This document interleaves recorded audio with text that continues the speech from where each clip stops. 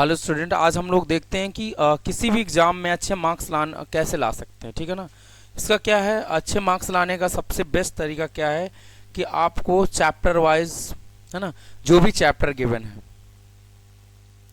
चाहे वो किसी भी सब्जेक्ट का हो, ठीक है ना, चैप्टर फर्स्ट है आपके पास, सेकंड होगा, थर्ड होगा, फोर्थ होगा, उसको क्या करते हैं हम लोग, है ना।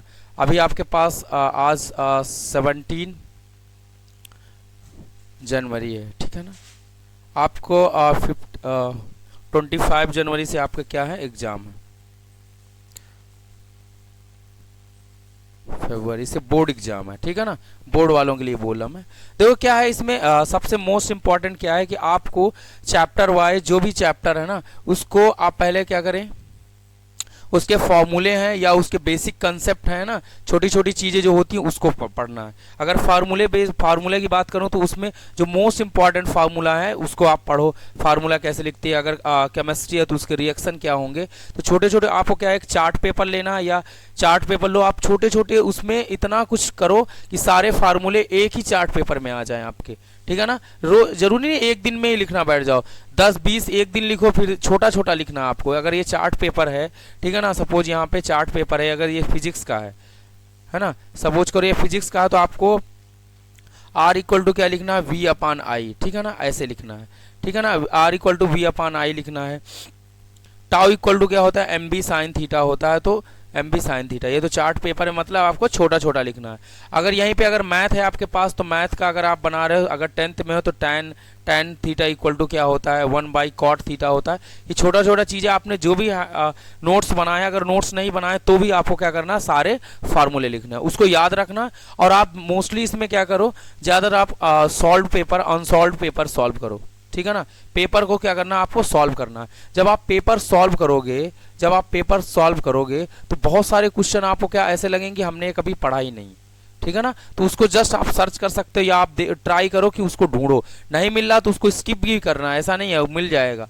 अगर आप ढूंढोगे कोई भी आंसर तो आपको क्या हो सकता है, मिल सकता है। तो जब पेपर आप करोगे तो आपको क्या समझ में आएगा कि आपका पेपर पैटर्न कैसा आता है, ठीक है ना। पेपर का पैटर्न कैसा आता है आपको ये समझ में आने लगेगा, ठीक है ना, कि वो कितने मार्क्स का है, उसमें जो एमसीक्यू है उसको कितने पार्ट्स में डिवाइड किया गया है, उसके पेपर के क्या होंगे, पेपर के अलग अलग पार्ट होते हैं, एमसीक्यू आता है ना, शॉर्ट्स क्वेश्चन आते हैं, और इसमें क्या होता है, लॉन्ग क्वेश्चन आता है, ठीक है ना। तो लॉन्ग क्वेश्चन कैसे कैसे दे सकता है, शॉर्ट्स वाले क्वेश्चन कैसे दे सकता है, और एमसीक्यू कहाँ कहाँ से इसको लेके आता है। शॉर्ट्स और लॉन्ग ये दो चीज़ें बहुत इंपॉर्टेंट है, ये भी इंपॉर्टेंट है, लेकिन इन दोनों को करने के लिए आपको सारे चैप्टर क्या करना पड़ता है, याद रखना होता नहीं। एटलीस्ट छोटी छोटी जो भी डिफिनेशन है, एमसीक्यू तो क्या होता है, डिफिनेशन से ज़्यादातर बनता है। What is the acid, pH देता है ना। अगर फिजिक्स केमिस्ट्री किसी भी चैप्टर का, बायो है, केमिस्ट्री है, चाहे वो फिजिक्स हो,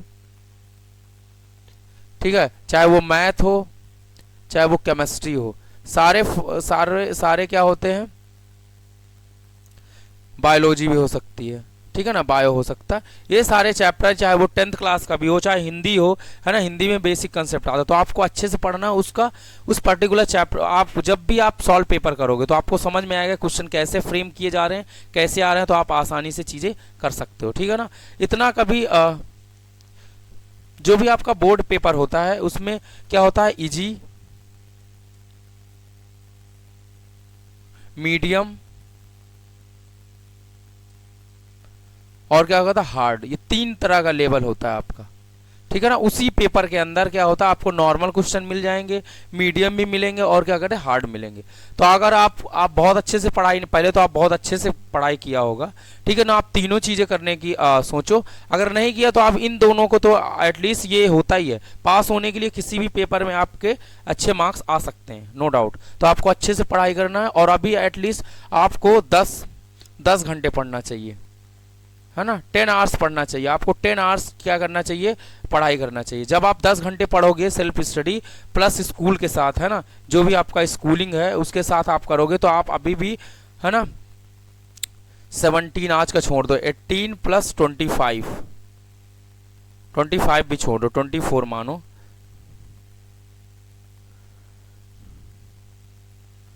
है ना, सॉरी, आज की 3 तारीख 18 है, तो इसमें क्या बच रहे हैं आपके पास, 12 दिन बच रहे हैं। 12 प्लस 24, 36 हो रहा है, ठीक है ना। तो आप मान लो 1 महीने है, 1 मंथ है, 30 दिन है आपके। तो 30 दिन में भी आप क्या कर सकते हो, तैयारी किया जा सकता है। जिसने पढ़ा है, जिसने नहीं पढ़ा उस वो क्या करे, वो पेपर करे, है ना, वो याद करे, ठीक है ना, याद ही करना पड़ेगा तभी होगा। तो 30, 1 महीना है, एक महीने में आपको 10 से 12 घंटे पढ़ना चाहिए। 10 से 12 घंटे आप करोगे, जो आपने ओल्ड नोट्स थी आपके वो भी रिवाइज करो। रिवाइज सबसे ज़्यादा इंपॉर्टेंट है। आप सॉल्व पेपर करोगे, रिवाइज भी करोगे। सॉल्व पेपर में आपको सिर्फ ये पता चलता है 20% आपको, 100% तो ये पता चलता है कि कैसा पैटर्न आएगा, लेकिन 25% उस पेपर से भी आता है और आपको एक्स्ट्रा भी करना पड़ेगा, है ना। जो पेपर फ्रेम हुए हैं वो जरूरी नहीं वैसा ही आ जाए, ऐसा कुछ नहीं होता। पैटर्न सेम रहेगा लेकिन क्वेश्चन अलग अलग होंगे, ठीक है ना।